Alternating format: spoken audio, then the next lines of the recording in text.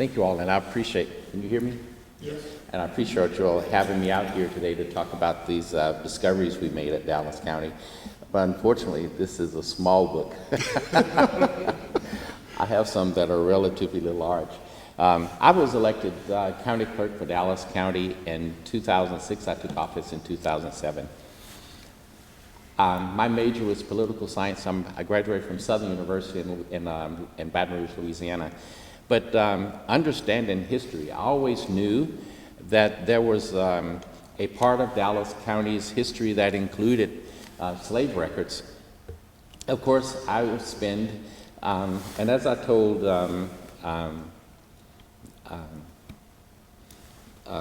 Sean Rapp when we did the story, I always knew that there were records in my possession as the county clerk, but I had no point of reference of determining where to locate those books. My statutory responsibility as county clerk is to maintain Dallas County's records proper and in order. It is my responsibility to address the deterioration of Dallas County's records. So with that, one of the first projects I engaged in was the preservation of our historical records. And I had gone through, I think I had preserved maybe about 6,000 books. I've spent like maybe $15 million in the preservation of those records, and I still have more to go. But as the company that I was working with, Profile Technologies, as they were doing their preservation of the records, they would bring them back to Dallas County. I would store them in a warehouse, and about maybe over the course of 7, 8 years, I would go to the warehouse. I would wear my jeans and tennis shoes, climb up on a ladder about 20 feet in the air, go through shelves, just to do random checks to see if I came across a book that contained information. To no avail, I didn't. Years passed, and I'm going to make this short, so I would rather we engage in conversation. So years passed, my records information officer retired, and of course he and I had the conversation. He never found anything, and when he retired, I said, you know what? I think I would want someone with archival experience, and so I hired this young lady. Once she was onboarded, and so I called her to my office, and I had so that we can have a conversation. Her name was Allison Oliveira. She's actually the one responsible for finding these records.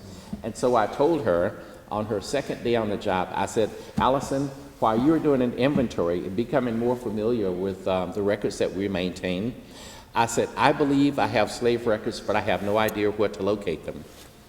3 months later, she comes to me and she says, Mr. Warren, I think I found the records you were looking for. As it would be, and I'm going to try to do this with one hand, this is actually a probate inventory, a book of probate inventories. The original is much smaller, and so when Allison showed me, she took me to where she saw the books, and it was actually just laying on a shelf in an area where all of our other historical books had been moved. It was falling apart.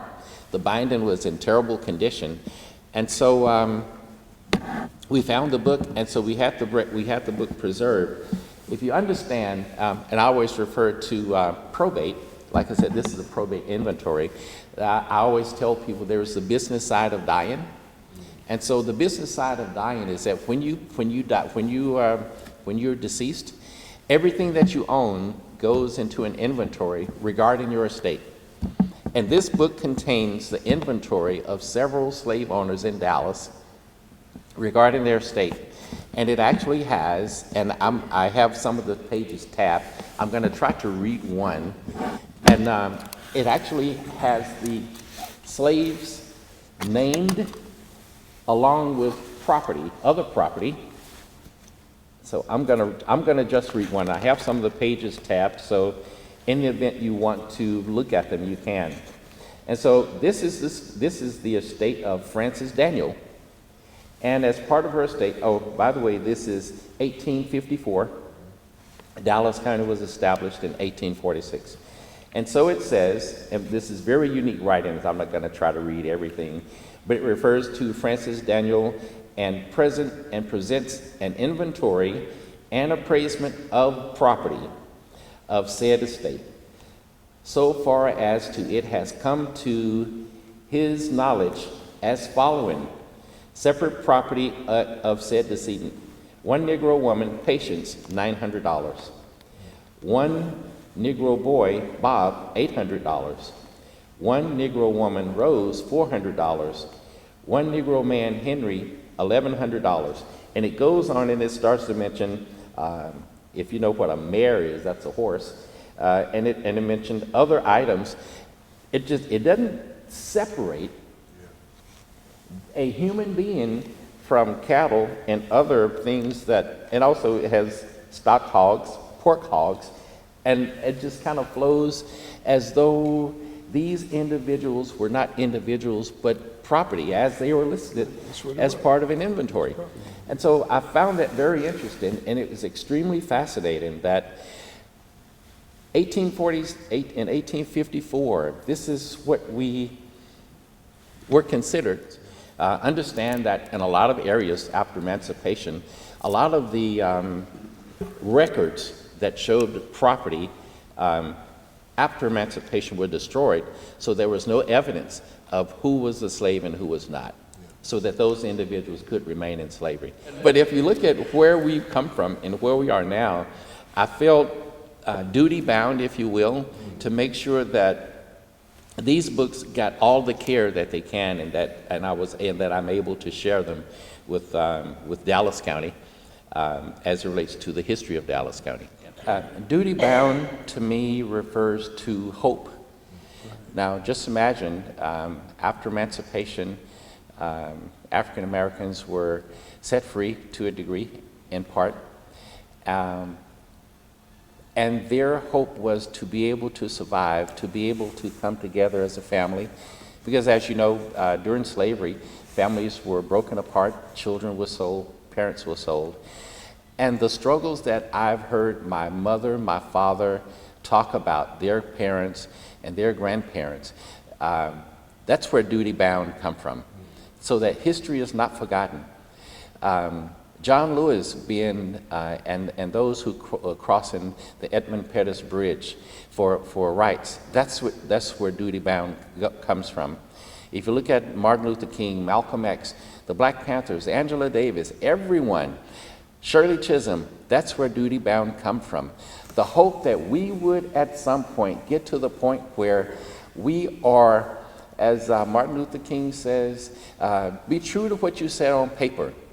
Not separate but equal, but all men are created equal, rightly endowed by his creator, and endowed with certain inalienable rights. And so that's where this information becomes very important, not just for us today, but to honor the struggles of our ancestors. Thank you all, gentlemen.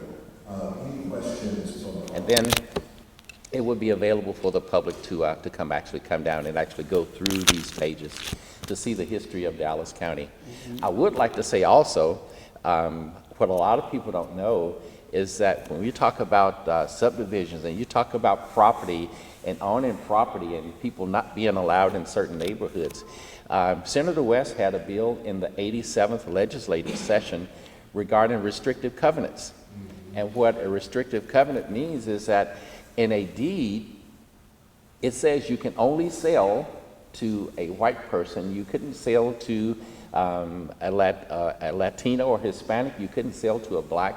And so when I'm reviewing the bill and they want to know what impact will it have on us as it relates to us having to remove that information or not recording new deeds that contain that information, I'm kind of torn, because we need to still be reminded of the history, but at the same time we still need to move forward.